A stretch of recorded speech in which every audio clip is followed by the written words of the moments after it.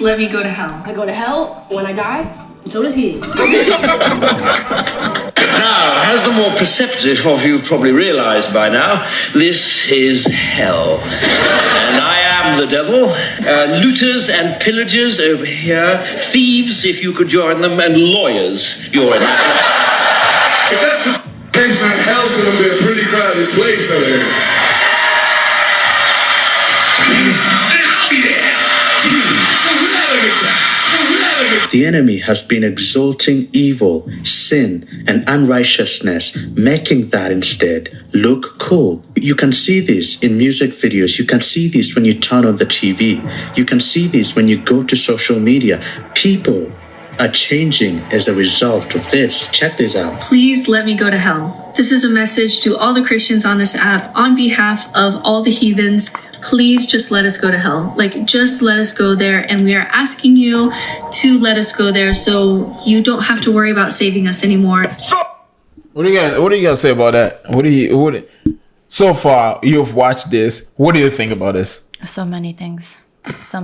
Talk to me, lady. I'm thinking, okay, I say it all the time too. Like, I'll be like, this must be what hell is like. Like, if something inconvenient happens, or, you know, if you're like, you're having a bad day or something negative happens, I feel like that's your go-to of how to describe that negativity. Okay. And I also think that people in this industry are often in that negative cycle of either being surrounded by negative people or being forced to do things out of their will, or on the team that's forcing other people to do things out of their will. So a lot. I think. What do you think about that part where, so you don't think that they literally mean going to actual hell? You don't think that that's what they're talking about? I feel like it depends on who it's coming from, but I do feel like some people are. That is their intention. That is their goal. That is what the end result of what they're trying to accomplish is. I think some people are in that group, and I think some other people just are lost or feel like that is going to be where they end up, and other people who feel like this is the hell. Yeah. So too many thoughts all at once. Let's watch the rest. And so far, I like this thing. I love this thing. Why is it a clap? Why is it not long? You have to hold it. I have to hold it. I love this. I want to have this. Pull it out of my pocket every time I make a joke. Let's continue. Oh, if in fact that God was real, burn me! Because I'd rather be with the people, the real ones. Take hell, for example, or even the existence of the devil. But I'm going to talk about hell for now. Jesus, who is the primary source of the existence of hell, never joked about it. He instead took it very seriously, and he warned us about... Oh, let's make it clear. Not Jesus, okay? Yahushua. Gotta make it clear. Gotta put it out there for people. Not Jesus. We are talking about the same person, but they are not using the name right. That's where the difference is. That's where all the confusion comes from. Like, Christians will say, oh, we believe in Jesus Christ. And people that actually believe in the Messiah, the Yahushua, the Yahoo, they will say that his name is not that we do not believe in Jesus. But then we're talking about the same person, but we're not just putting the name right. Okay, you know that's your area of expertise, but I will agree with, yes, wordplay is major, and I'm sure that the language has been many times alternating. Like English, you know who created English language? Who? Pagans. Yes. So pagans, like a lot of things that we say do not mean what we think they mean. You know, because every time we speak, we cast a spell. Like, for example, bless you, that's not what it means. It's like bless is like it's something that has to do with blood and something, but what we mean by blessing, the word we should be using is exalt. Not like exalt. Is what is the word that we're supposed to be using. There's just so many things wrong with the English language. But I have a question about that. Well, I have a different perspective that I like to look at. So humans as a community, as a society, like through time, have connotations, annotations to words or phrases. Like whatever I say, like if I make a phrase to you, you might accept that because it's normal during the time that we are using it. But if I say it, for example, to someone from a different generation, it's not going to be normal because it wasn't not normal during their times. So does that mean that the strength of, yes, I agree that words are spells. Like, you should be very careful what words you're using and what you're actually saying and what meaning you're putting out there. Yeah. But does the meaning carry over from pagan times? Because if it's unintentional, are you still using that power? No, if it's unintentional, not necessarily. But you know, like they say, my people are perishing because of lack of knowledge. You get what I'm saying? So a lot of things that we go through, we do not know. It's ignorance. But if we knew, we'd be in a better position in life. Think about it like school, right? Because when you go for like tests or something, a lot of things that you didn't know, you may not pass that test because you didn't know. You get what I'm saying? But if you knew, you were gonna be in a much better position. Like that's why they get like A plus, or A or D. You know what I'm saying? So that's what the levels are. So people that really know are the people that get further. But the people that do not know, some people accept not to know because they feel like it's better for them not to know. But forgetting that not knowing might hurt you more than you knowing. Yes. You know what I'm saying? Yes. So it's always, for me, it's like it's always better to know. So yes. So it's basically about now spreading that message of, for example, in this specific example, you're correcting the word. Yes. The name. Yes. You're correcting the name. Yeah. But if the person did not know, like they're not here, they're not listening to this right now, they don't know, and they're using the wrong name, it's not necessarily bad. It's not bad, but it is, because it's his job to know who he's worshiping. Okay. Because we worship somebody, it's like I'm worshiping somebody that I do not even know the name. Okay, that's my exact, like, this is exactly what idea I want to portray when I talk about religion, is most people are something. Not going to be doing that. They're not going. Most people who are religious haven't even read their religious work, right? So I already don't respect it, because be religious, but do your part. Yes. Or don't sin for 6 days and then ask for forgiveness on that one day. Thank you. A lot of people do that. Most people that I know that are religious are doing that. Yeah. But then it's also very impossible not to sin, because there is always something that you can consider sinning. So there's like this level of personal boundary, or yes, it's impossible to sin, but to not sin. But there's something called willful sin. Like, for example, if you plan your life around sinning, that's one thing. Yeah. But if you happen to be like in a situation when it happens, that's something else. Okay. You know what I'm saying? So yes, that's also understandable. So my thing is, unless people are fully educated, which is also impossible because there's too much information. It's a journey. Out there. It's a journey. It's a journey. Then they can't really consider themselves. I don't consider them completely religious, because they don't even know what they're saying. They're just saying what the next person said. Yeah, they say the problem is like people are waiting for the truth to be given to them. They do not want to look for it for themselves. Like you said, some people are not highly educated. They are highly indoctrinated. So they're only taking what was being given to them. They do not look for it. You know what I'm saying? So it's like, if you ask somebody like, okay, why are you following what you follow? They'll be like, oh, my dad followed this. If you go and talk to his dad is going to be like, no, it was in my family for generations. That means his parents had that. You go ask his parents, they're going to say the same thing, and nobody's really going to tell you how they come to worshiping or believing what it is. That is my issue with religion. That is exactly my issue, because whenever I talk about, you're probably the first person that I talk about religion with that actually has conversation to have. And I don't know much, so I feel kind of like, is it even my place? But like, I prefer that the people who are actually religious be educated. Yes. Or active. It's not about lighting that candle at church. Or dude, I know a lot of people that go to church that when I say something to them, they start to yell at me, Like you do not know this. You don't know this. To be honest, they do not know a thing. Like I'm not even trying to be funny. They're like literally attacking me, but what they are talking about, they do not even know what they're talking about. Yeah. Like they do not know what they're talking about, and it's like that. Many people that call themselves Christians, if you were to ask them like, where did Christianity come from? They'll be like, it started with Jesus. And that's not true, by the way. You know, it's way further than that. So it's like, yes, people need to kind of. It's like you saying, "Oh, I'm a what? Are you a doctor already or something?" Okay, let's say you're a doctor. You call yourself a doctor, but you do not study in your field. Like you do not, you know what I'm saying? Because there's some people that call themselves doctor that they will like know a lot of things, and people that call themselves doctor that just pass that level of being a doctor and they just stop. You know what I'm saying? So it's like that. Where do you want to? How far you think you can go? How far you want to be better?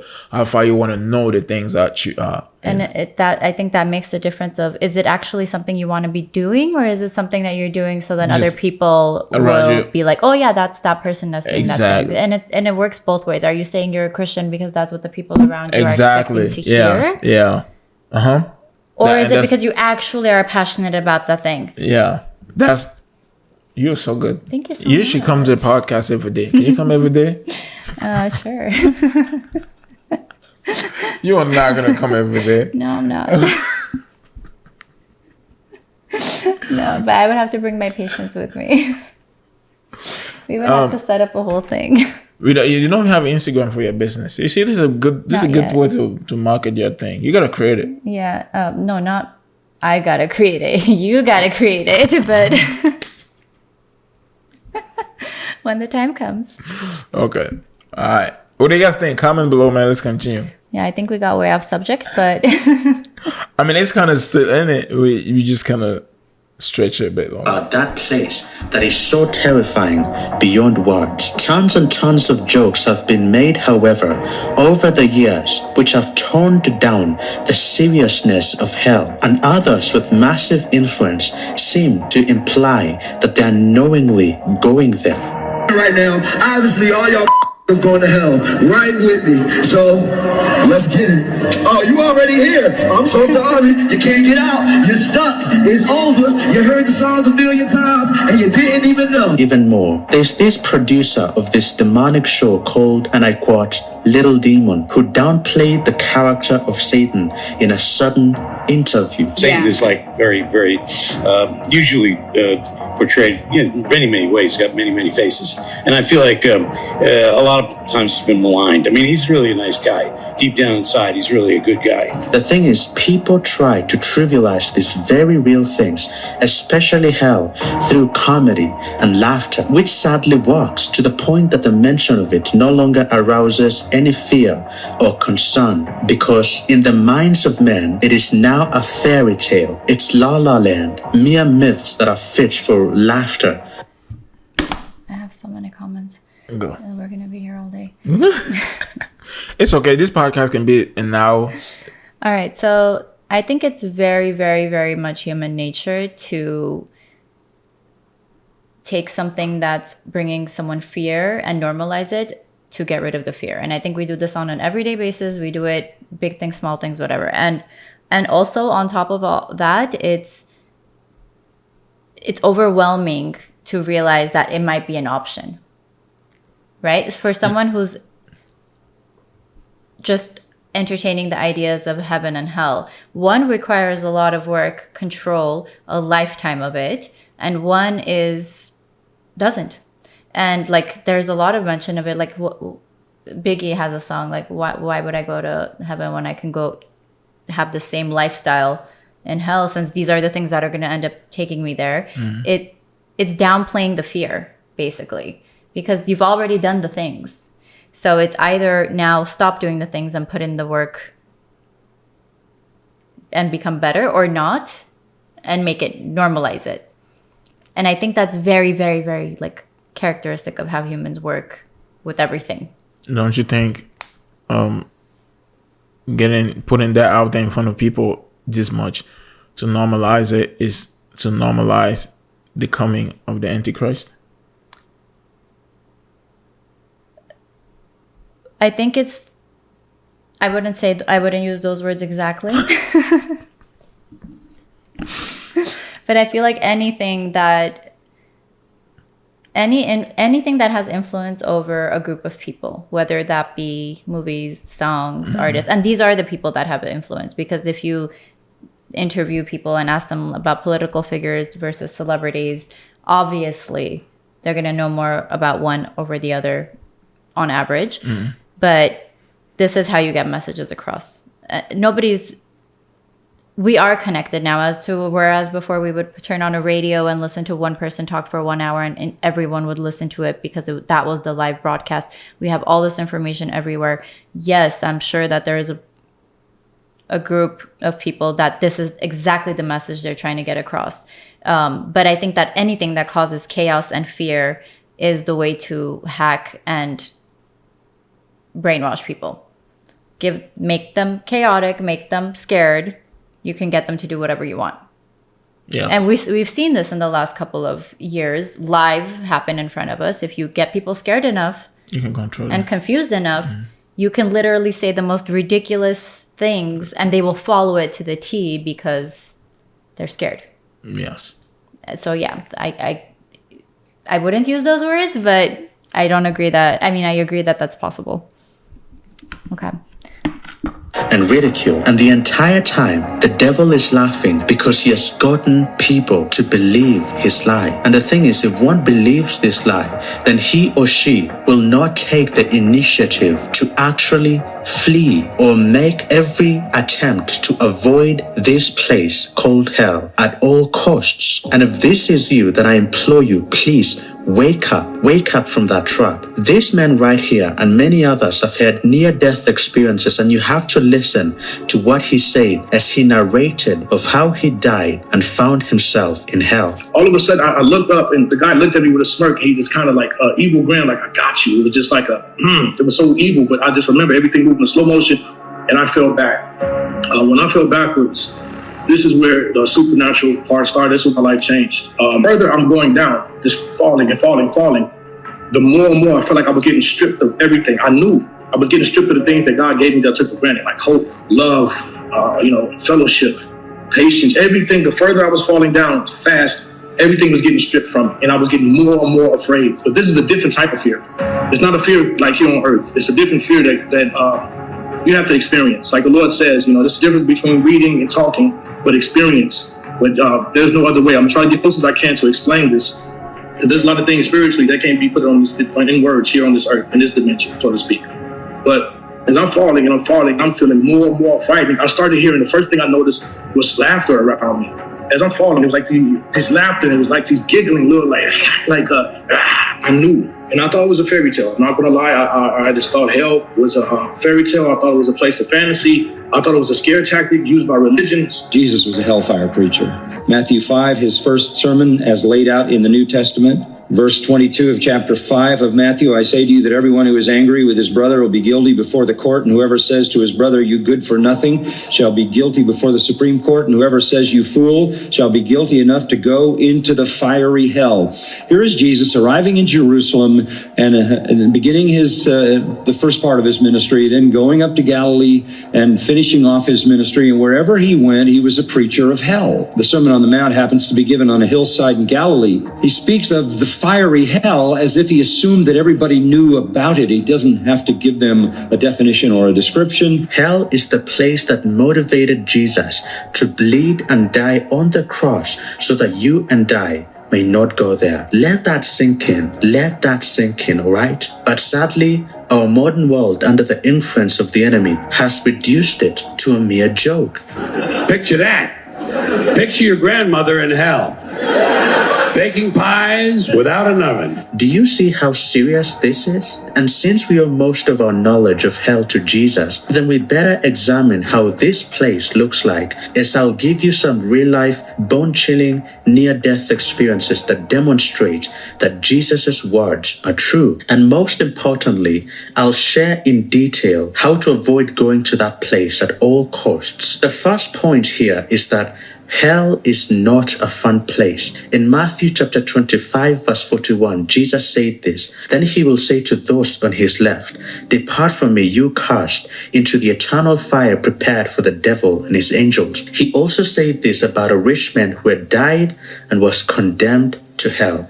Luke chapter 16, verse 24. "So he called him, 'Father Abraham, have pity on me and send Lazarus to dip the tip of his finger in water and cool my tongue, because I'm in agony in this fire.'" So now Jesus tells us this is a place that you go to. I think I'm just getting tired of that name.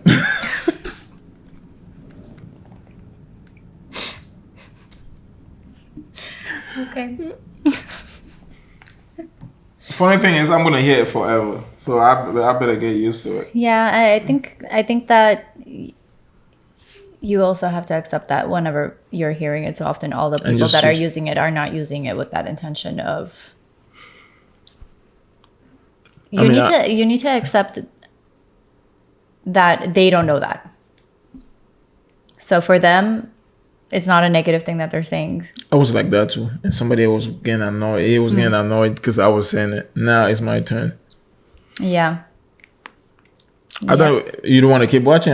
We can leave it like this. It doesn't have to be like a playbook of how not. I think the rest he was gonna explain how not to go to hell. He's gonna explain it. That's what he said. I think that's what he said. Okay. But yeah, we can leave it up to everyone else to. I mean, people already know watch what to do now if they don't want to go to hell. It's pretty simple. What do you do? Stop sinning. I mean, willful sins. That's it. It's simple. Okay. Like. So you say it like it's very simple, but it's not very simple. I mean, it is if you actually want to, because you cannot do it by yourself. Yeah, that's why you gotta ask the Holy Spirit to come in and help you. You gotta accept the Messiah. It's that simple, you know. And it's simple, but it's not simple at the same time, because the moment you step into that field, you have to turn and go back in the opposite direction of where you're going. For example, if I were to say like somebody that wakes up in the morning, go party, go sleeping with girls up and down, drinking, smoking, repeating, and then maybe robbing people, scamming people and make more money. They've been doing that for years. Well, it's like a stronghold. They already dip into that. It's not easy for somebody to just get up and just turn the jacket and go. It's definitely not easy. Yeah. You know what I'm saying? So, because it becomes an addiction. It's not easy that way, but it's also easy because you cannot do it by yourself. That's when you invite the Holy Spirit and the Messiah to come in and help you go. I was like that too. I wasn't addicted with any of those things beside the videos that I was making. You know what I'm saying? So it's like, I'm also gonna say I wasn't really deep into those type of things before. So for me, it was kind of easier. To break away from it. Okay. The hardest part for me was just the things that I've built around it. That was harder for me to live, to just say I'm not gonna do that. I'm gonna change everything, because remember, like being a rapper and nowadays make music all day and make money off it and becoming famous, becoming an actor was like my dream. Like I would have never seen myself giving up on it. I would have, if you were to tell me that, I'll be like, you crazy, but then. You are, but. All right. And I think that's what makes it hard for most people, is because there's so much room for interpretation. There's actually no way of knowing anything is better. One way is better than the other way, right? Like, so there's somebody can say, this is how you say Jesus' name, and another person can say, no, you're wrong. And that argument is bound to happen, and no, it is a meaning to it though. But also, you're never actually going to prove that either one of you are correct. Yes, it's proven already. Because no, it is a meaning, because the name means something. Like, for example, Jesus, right? Is Jesus? Jesus doesn't mean anything. Like, the Messiah is Hebrew. Okay, the blacks and brown, the original Hebrew, black and brown. The Messiah, he was Hebrew. His name, when you say Yahusha, it means something. When you say Jesus, it doesn't mean a thing. And it's pagan. It's like, it's a Greek god. It's all pagan. But now it does mean something, right? Because now if you say the word, then millions of people are going to respond to it. So the meaning has changed. No, it meanings change in their mind, but it means what it means still, regardless. Because but who said? The pagans? That's what it like. No, it has a meaning. Like every name, like Hebrew, especially in Hebrew, every name has a meaning. Like there's no name. Names are very, very important. But even Hebrew is a man-made language. What I'm trying to say is that whatever the meaning was, whatever meaning you can find there, you have your own perspective over it, backed up with the facts that you've discovered or read or caught up on or learned or grown with. And the person next to you could have a completely different one. And there's too much room for interpretation for either one of you to be 100% right. So I think with hell too, it's much easier to joke about it and make light of it and downplay it because it takes away from that seriousness and it allows for room for interpretation and it helps you let go of the fear that's associated with simply the word hell, even if you don't look at it and from like strictly religious aspect. I mean, okay, so it means what it means. Okay, it means one thing. It means what it means. But then people take it and then they kind of use it in different circumstances, I would say. Yes. And they will use it to mean something else. Like you say earlier, somebody going to a hard time or something, they will call it hell. Like somebody is stuck in traffic, like a deep traffic, they will call it hell hole or something like that, right? I mean, yes, I see that. I see like the meaning behind it is like something that's very difficult. But again, it would mean what it means. Yes.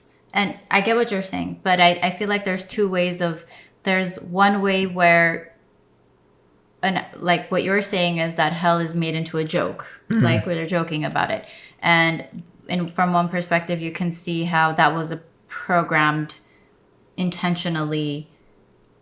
But from the other perspective, you can see how that just happened accidentally. Not accidentally, but like statistically, we grow, we change, and we speak differently, we write differently.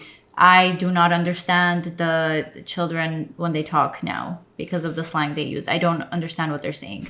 And I try to, decipher it, but I'm usually wrong.